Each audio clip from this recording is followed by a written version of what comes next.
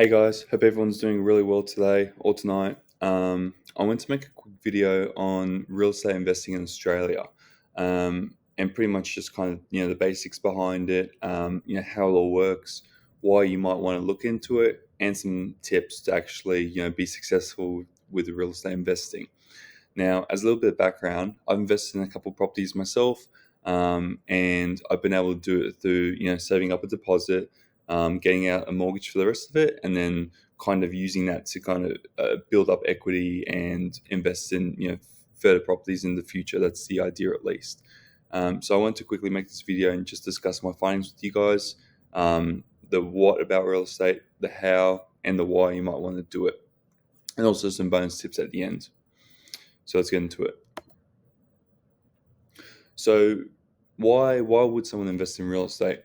Now, before we start on that, the types of real estates I'm specifically talking about will be residential. So that's where people live. That includes things like a house, a unit, a townhouse, duplex, pretty much anywhere where someone can live. And also commercial. So commercials where businesses are housed, and that could be, for example, a laundromat. It could be a warehouse. It could be a cafe. It could be anywhere that business is being conducted. You might also want to include, for example, land, or you could include, for example, like development sites and stuff. But for just for simplicity, I'll just stick to these two for now. Now, yeah, why invest in real estate? I think for the most part, Australia's been able to get quite good capital growth and returns across metro area real estate. Now, by metro area, I'm talking about, doesn't have to be capital cities per se, but it could be your smaller, larger areas. So, for example, obviously you have Sydney, but you also have Wollongong, you also have Newcastle, and you might even throw in some areas like Dubbo, Orange, um, and different areas kind of out a little bit more inland. For example, if we're talking about Tasmania, Hobart would be the capital city, but a metro area might be a Launceston, for example, right? So this is kind of where there's a decent enough population, and you've got all your services there. You've got transport. People, universities, for example, people are moving there, and they're able to live a decent life, right?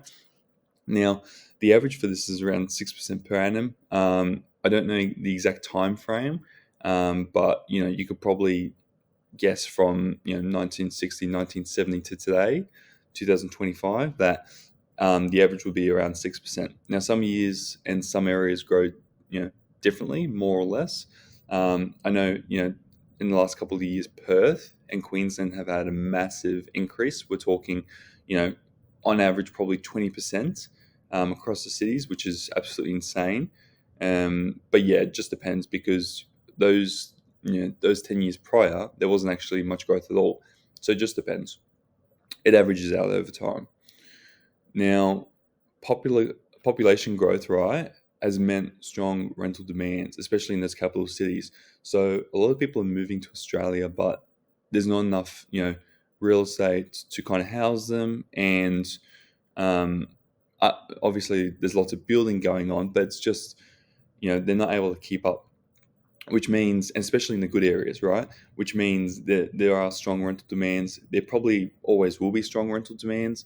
Now, you might have people, for example, moving from a Sydney to a Perth or to a Adelaide to kind of, live in a decent enough area in a different capital city. But over time, I think those will start to be, those good rental properties will start to be eaten up also. And ultimately, they're just going to have to build more and more new builds. Now, another big reason for me personally why I started investing in real estate was the wealth benefits, and that was through tax deductions and leverage, which I've discussed, in a previous video. But long story short, there are lots of tax deductions that you're able to obtain through investing in real estate. You shouldn't invest in real estate just to get a tax deduction, but it's a nice bonus. And leverage, for me personally, I was against leverage before, because it's kind of like borrowing money to, see if you can make a arbitrage or a cut on the interest that they're charging you. But for me, it's meant that instead of 10% on 50,000, if I can get 10% on 500,000, the difference is enormous. So that's why now I'm starting to, you know, use leverage when I invest, and yeah, be able to reap the benefits of that. Now, when it comes to selecting the right property, it all comes down to your investment goals. I don't think that there is a right or wrong way to do things, for the most part. Now, obviously, things like, your dodgy homes in Broken Hill or the middle of nowhere, those aren't going to be the best investment ever, right? Now, apart from those, right, you could be talking about, a one bedroom studio. You could be talking about a home on 1,000 square meters. It doesn't really matter as long as you follow these three golden rules, which I'm about to discuss, right? Um, Now, when it comes to your investment, before I get into that, your investment goals, right? You need to be clear on exactly what you're looking to get out of property. And I'll talk about this later on, but people have different intentions and objectives when it comes to property. And that's what I mean by there's no right or wrong. So, some people flip properties, some people, they develop. There's lots of different ways to make money with property, but it just depends on your investment goals. Now, when you're buying properties, the three golden rules that Eddie Deline actually, preaches himself, and this is someone that owns 80 plus properties in Australia right now. But his three golden rules are to buy, below market value, to buy with a high rental yield, and to buy in growth locations. Now, to break those down quickly, I think buying a property below market value is certainly possible. It is it is harder to do if you don't have a buyer's agent, or if you don't know real estate agents and they're willing to show you properties that are off market. But it is definitely possible, even on market. I think if you can kind of do some assessment on hotspots right now, and avoid those for the most part, because it's unlikely you're going to get something below market value. But if you can kind of find those spots where it's like, not as hyped up, but there's really good value, that's definitely something to look into. Now, they also need to meet high rental yields. Now, high rental yields can depend. It depends on who you ask, but generally, at least 6% is I think okay. It's manageable. People are talking about getting 8 to 9%, which is cool, but it might just depend on where exactly you're investing. I know in the Cairns and kind of that far north Queensland region, the yields are a lot higher. In Perth right now, the yields are very high, but for example, Sydney, your yields might be 2 or 3%. So that would like that would for the most part rule out a lot of Sydney. Now, if you're buying in growth locations, you need to again look at those metro areas. I think all metro areas or all capital cities will grow over time. Obviously, some will be in different parts of the buying cycle. So, Perth and Queensland might be really hot right now. In the next 5 years, it might be Sydney and Melbourne's time to shine. It just depends.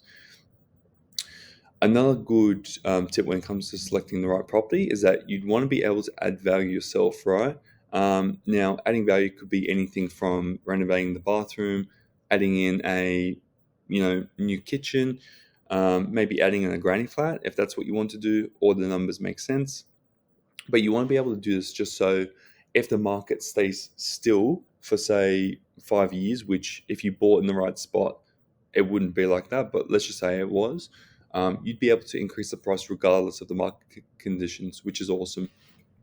Now, personally, yeah, like I mentioned, I'm open to kind of everything, all locations in metro areas, I should say.